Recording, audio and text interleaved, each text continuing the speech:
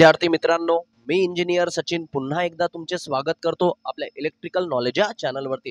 तर बघा माझ्या विद्यार्थी मित्रांनो, एक महत्त्वाची गुड न्यूज तुमच्याकरिता घेऊन आलेलो आहोत आणि ती म्हणजेच काय, महाजनको म्हणजेच महानिर्मिती इथे टेक्निशियन 3 ची भरती 2024 मध्ये येणार होती आणि ती आलेली आहे।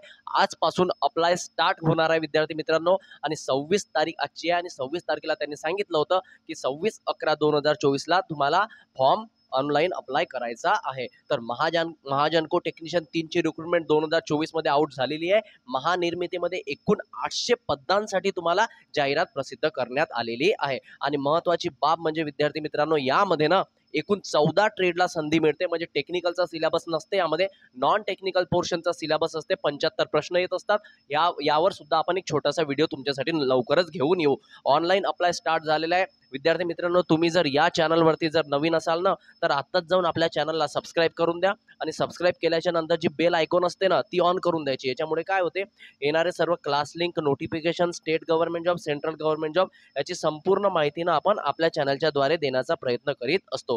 तर विद्यार्थी मित्रांनो, महानिर्मिती टेक्निशियन 3 ची भरती आउट झालेली आहे। संपूर्ण जाहिरात आपण एकदा बघून घेऊया आणि फॉर्म भरायला घाई करायची नाही, फॉर्म चुकवायचा नाही। मी त्यावर सुद्धा एक व्हिडिओ घेऊन येईल आणि सावकाश फॉर्म तुम्हाला भरायचा आहे। एकदा ॲडव्हर्टाइजमेंटमध्ये कुठल्या पदासाठी काय काय जागा आहे हा एकदा बघून घेऊ आणि त्यानंतर तुमची महाडिस्कम आणि महाट्रान्सकोची विद्युत सहायकची एक्झाम आता तुम्हाला लवकरच पाहायला मिळणार आहे। ओके, चला एकदा बघून घ्या ॲडव्हर्टाइजमेंटमध्ये काय लिहिलेलं आहे आणि चॅनलवरती जर नवीन असाल ना, चॅनलला एकदा सबस्क्राईब मात्र नक्की करून घ्यायचं। ओके, चला एकदा ॲडव्हर्टाइजमेंट बघून घेऊ। तर बघा माझ्या विद्यार्थी मित्रांनो, तुम्हाला इथं स्क्रीनवरती दिसत असेल महानिर्मिती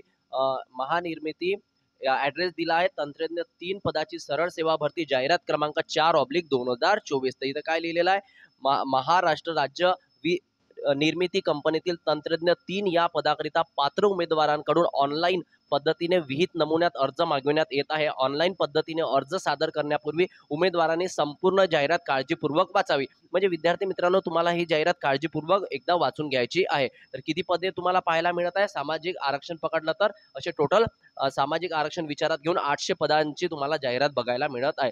तर तंत्रज्ञ 3 ची रिक्रुटमेंट असते विद्यार्थी मित्रांनो हे, आणि यामध्ये एक महत्त्वाची बाब, 800 पदामध्ये श्रेणी इथे दिलेली आहे। आता मी तुम्हाला टप्प्याटप्प्याने समजून सांगतो। आता बघा एकदा, अनुसूचित जातीच्या 52 जागा तुम्हाला सामान्य म्हणजे ज्यामध्ये सर्वचे सर्व विद्यार्थी येत असतात। सामान्य म्हणजे जनरलमध्ये अनुसूचित जातीच्या 52 जागा आहे, अनुसूचित जमातीच्या 28 जागा आहे, विजा अ च्या 12 जागा आहे, भज ब च्या 10 जागा आहे, भज क च्या 14, भज ड च्या 8, विमाप्र च्या 8, इमाव म्हणजे इतर मागासवर्गीय 76 जागा आहे, आदुग म्हणजे दुर्बल घटक, त्याला आपण EWS म्हणतो, त्याच्या 40 जागा, आणि आता SCBC ला आरक्षण मिळालं त्याच्या 40 जागा, आणि त्याचप्रमाणे खुल्याच्या 112 जागा, अशा टोटल तुम्हाला 400 जागा। म्हणजे 800 पैकी जनरलच्या तुम्हाला किती वॅकन्सी पाहायला मिळत आहे, तर 400 वॅकन्सी तुम्हाला जनरलमध्ये पाहायला मिळत आहे। आणि वाचलेल्या मग रिमेनिंग 400 ज्या वॅकन्सी आहे, त्या 400 वॅकन्सी त्यामध्ये जे कॉन्ट्रॅक्टमध्ये काम करत आहेत, ज्यांना 5 वर्षापेक्षा जास्त काम झालेलं आहे त्यांच्यासाठी काही जागा राखीव आहे, 1 ते 4 वर्षापर्यंत कॉन्ट्रॅक्टमध्ये त्यांच्यासाठी काही जागा राखीव आहे, आणि ज्यांनी अप्रेंटिस केली असेल BTRI अंतर्गत, तर त्या महाजनकोमध्ये त्यांच्यासाठी काही जागा राखीव ठेवलेल्या आहे। तर बघा, ज्यांना 5 वर्ष किंवा त्यापेक्षा अधिक जर कार्यरत आहे तिथे कुठे महाजनकोमध्ये, तर त्यांच्यासाठी काही जागा राखीव आहे। तर अनुसूचित जातीमध्ये 21, अजमध्ये 11, अशा हा टोटल तुम्हाला किती जागा पाहायला मिळत आहे, 160 जागा तुम्हाला इथे पाहायला मिळत आहे। कॅटेगरी वाईज एकदा बघून घ्या ना। ओके, चला त्याच्यानंतर बघा विद्यार्थी मित्रांनो, प्रगत कुशल ज्याला 1 ते 4 वर्ष महाजनकोमध्ये झालेला आहे कॉन्ट्रॅक्ट बेसिसवर काम करीत असताना, त्यांच्यासाठी 160 जागा सुद्धा त्यांना इथे पाहायला मिळत आहे। आणि ज्यांनी BTRI अंतर्गत किंवा अप्रेंटिस झालेली असे महानिर्मितीमध्ये, त्यांच्यासाठी 80 जागा इथे तुम्हाला एकूण राखीव पाहायला मिळत आहे। किती जागा, 80 जागा। तर विद्यार्थी मित्रांनो, एकूण अशा तुम्हाला 400 + 400 800 वॅकन्सी एकूण पाहायला मिळत आहे। किती वॅकन्सी पाहायला मिळत आहे, 800 वॅकन्सी एकूण पाहायला मिळत आहे। ओके, चला त्यानंतर 800 जागेला डिवाइड कसं केलं, ज्या जनरलच्या ज्या 400 वॅकन्सी आहेत त्याला कसं डिवाइड केलं आहे एकदा बघून घ्या।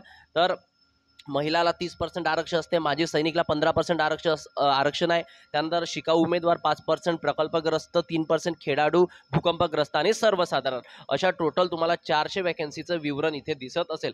एकदा विद्यार्थी मित्रांनो, फॉर्म भरायच्या आधी ह्या जागा एकदा बघून घ्यायच्या की तुम्हाला कुठे फॉर्म भरायचा आहे आणि कोणत्या कॅटेगरीमध्ये फॉर्म भरायचा आहे आणि कशा तऱ्हेने फॉर्म भरायचा आहे, तर असलं विवरण यामध्ये दिलेलं आहे। ओके, तर 400 वॅकन्सीला अशा विभागामध्ये तोडल्या गेलेलं आहे आणि उरलेले 400 ज्या वॅकन्सी आहे त्यात तुम्हाला या सुरुवातीच्या ज्यांना 5 वर्षापेक्षा जास्त एक्सपिरियन्स आहे त्यांच्यासाठी 160 वॅकन्सी. त्याच्यानंतर बघा विद्यार्थी मित्रांनो 1 ते 4 वर्ष त्यांना एक्सपिरियन्स आहे त्यांच्यासाठी राखीव जागा ह्या आहेत आणि त्याच्या व्यतिरिक्त बघा BTRHसाठी जागा 80 जागा एकूण अशा प्रकारे त्यांना विभागल्या गेलेलं आहे. ओके, चला आता महत्त्वाची बाब विद्यार्थी मित्रांनो इथे दिलेला आहे 800 पैकी 8 पदे अनाथ जे अनाथ उमेदवार असते त्याच्यासाठी राखीव ठेवण्यात आलेला आहे असं त्यांनी म्हटलेलं आहे. आणि वेतन श्रेणी बघा विद्यार्थी मित्रांनो जी तुम्हाला सॅलरी मिळणार आहे ना 34,555 रुपये बेसिक असणार आहे विद्यार्थी मित्रांनो तुमचं. तर 34,555 जर बेसिक म्हटलं तर तुमची सॅलरी महाजनकोमध्ये ना खूप अशी सॅलरी निघणार आहे. जवळपास तुम्हाला 50,000 ते 60,000 रुपये किंवा 70,000 रुपयापर्यंत तुमची सॅलरी जाणार आहे. आणि महत्त्वाची बाब शैक्षणिक अर्हता काय असणार आहे तर बघा तुम्हाला आधीच सांगितलं होतं मी की शैक्षणिक अर्हतामध्ये तुम्हाला 14 ट्रेडला एकूण संधी मिळालेली आहे. किती ट्रेडला? 14 ट्रेडला. एकूण 14 ट्रेड चे नावं इथे तुम्हाला लिहिलेलंच आहे. एकदा या बॉक्समध्ये एकदा बघून घ्या. बघा 14 NCVT किंवा MSCVT याच्या आधी काय होतं स्टेट गव्हर्नमेंटच्या अंतर्गत ITI व्हायचा. आता NCVT दिल्लीच्या अंतर्गत होते. तर तुम्ही कुठूनही ITI केलेलं असेल तरी तुम्ही इथे इलिजिबल असणार आहे. तर बघा कुठे इलेक्ट्रिशियन त्याला वीज तंत्री म्हणतो, वायरमन त्याला तार तंत्री म्हणतो, मशिनिस्ट त्यानंतर फिटर त्यानंतर इलेक्ट्रॉनिक्स मेकॅनिक इन्फॉर्मेशन टेक्नॉलॉजी, त्याच्यानंतर इलेक्ट्रॉनिक्स कम्युनिकेशन सिस्टम, त्यानंतर वेल्डर, त्यानंतर इन्स्ट्रुमेंट मेकॅनिक, त्यानंतर ऑपरेटर कम मेकॅनिक, पोल्युशन कंट्रोल इक्विपमेंट, त्यानंतर बॉयलर अटेंडन्स, त्यानंतर बघा स्विच बोर्ड अटेंडंट, त्यानंतर बघा स्टीम टर्बाईन, त्यानंतर बघा ऑपरेटर कम मेकॅनिक मटेरियल हँडलिंग इक्विपमेंट आणि 14 आहे ऑपरेटर कम मेकॅनिक पॉवर प्लांट. या शासन मान्यता मध्ये ITI असणं गरजेचं आहे. काय असणं गरजेचं आहे? ITI NCVT MSCVT उत्तीर्ण असणाऱ्या उमेदवारांनीच अर्ज करावेत. तर 14 ट्रेडमधून तुम्ही जर ITI केलं असेल ना तर तुम्ही हा फॉर्म भरायला इलिजिबल असणार आहेत. ओके, आणि सेंटर ऑफ एक्सलन्सला यामध्ये ज्यांनी इलेक्ट्रॉनिक्स प्रोडक्शन याच्यामध्ये COE केलं असेल तो सुद्धा यामध्ये अप्लाय करू शकणार आहे. ओके, चला BTRIच्या विद्यार्थ्यांना मी सांगितलं होतं एक महत्त्वाचे मुद्दे घेतो. त्यानंतर मी जे तुमच्यासाठी महत्त्वाचे ठरणार आहे ॲडव्हर्टाइजमेंटमधून त्यासाठी तुमच्याकरिता छोटे व्हिडिओ मात्र नक्की घेऊन येईल. तुम्ही चिंता करायची नाही. आता ठळक बाबी जाणून घेऊया. वयोमर्यादा एकदा बघून घ्या. वयोमर्यादा 1/10/2024 रोजी उमेदवाराचे वय कमीत कमी 18 वर्ष पाहिजे आणि जास्तीत जास्त 38 वर्ष वय असणार आहे. म्हणजे 38 वर्ष जर तुमचं वय असेल ना तुम्ही जर ओपनचे कॅन्डिडेट असाल तर तुम्हाला अर्ज करता येणार आहे. आणि कॅटेगरीवाल्यांना 5 वर्ष काय मिळते एज रिलॅक्सेशन मिळते. इथे लिहिलेलं आहे बघा मागासवर्गीयांसाठी आणि अधुग प्रवर्गासाठी म्हणजे जे दुर्बल EWS इकॉनॉमिकली विकर सेक्शन असतात त्यांच्यासाठी 5 वर्ष शिथिलतम राहील. म्हणजे 5 वर्षाची काय असणार आहे त्यांना एज रिलॅक्सेशन मिळणार आहे. ओके, चला सर्वसाधारण अटी लिहिलेला आहे. यामध्ये उमेदवार भारतीय नागरिक व त्यांच्याकडे महाराष्ट्र राज्याचे अधिवास प्रमाणपत्र असणे बंधनकारक आहे. म्हणजे पहिलाच पॉईंट आहे की तुम्हाला इथे डोमिसाइल सर्टिफिकेट असणं फारच गरजेचं आहे. ओके, तर डोमिसाइल सर्टिफिकेट असेल तुमच्याकडे तर तुम्ही इझिली अप्लाय करू शकता. तर डोमिसाइल नसेल तर काढून घ्यायचं. ओके, चला ह्या महत्त्वाच्या बाबी. आणि एकदा डेट बघून घ्या. डेट कधीपासून अप्लाय ऑनलाईन करताय ह्या मागासवर्गीयाच्या अटी वगैरे इथे दिल्या. त्यासाठी मी तुमच्यासाठी स्पेशल व्हिडिओ घेऊन येईल. छोटे जे व्हिडिओ येईल ना माझे ते तुम्ही सर्व बघायचे ऑनलाईन अप्लाय करण्याच्या आधी. ते महत्त्वाचे ठरणार आहे. ओके, चला हे जे महत्त्वाचे जे पॉईंट्स आहे ना ते मी तुम्हाला समोरच्या व्हिडिओमध्ये कव्हर करून देण्याचा प्रयत्न करणार आहे. ओके, चला त्याच्या व्यतिरिक्त बघा अर्ज करण्याची पद्धत याची लिंक एकदा फी बघून घ्या विद्यार्थी मित्रांनो. जास्त काही फी नाही आहे. 500 रुपये फी आणि 300 रुपये फी आहे.